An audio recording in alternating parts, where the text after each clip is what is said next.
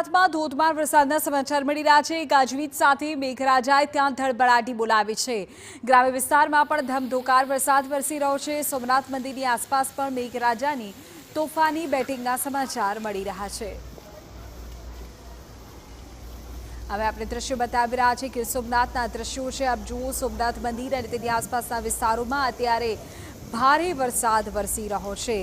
જે પ્રકારે હવામાન વિભાગ દ્વારા પણ આગાહી કરવામાં આવી છે, આ તમામ વિસ્તારમાં ભારે વરસાદનું અનુમાન પહેલેથી જ વ્યક્ત કરવામાં આવ્યું હતું ને જ અનુસાર ગીર સોમનાથમાં અત્યારે ભારે વરસાદ વરસી રહ્યો છે। સોમનાથ મંદિર અને તેની આસપાસના વિસ્તારોમાં, ગ્રામ્ય વિસ્તારોમાં પણ ધોધમાર વરસાદના સમાચાર પ્રાપ્ત થઈ રહ્યા છે। આ દ્રશ્યો વરસાદની વચ્ચે સોમનાથ મંદિરના દ્રશ્યો મેં આપને અત્યારે બતાવી રહ્યા છે।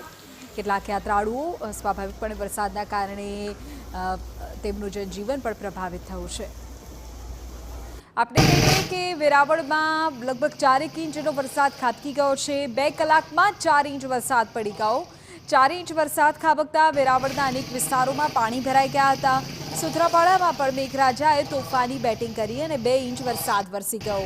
વેરાવળના અનેક રસ્તાઓ પાણીમાં ગરકાવ થયા છે। આરતી એપાર્ટમેન્ટ રોડ નટવરનગરથી બજરંગ જતો સંપૂર્ણ રસ્તો પાણીમાં ગરકાવ છે। હાઉસિંગ સોસાયટી, સલાદ સોસાયટીના વિસ્તારમાં પણ રસ્તાઓ પર પાણી ભરાઈ ગયા છે।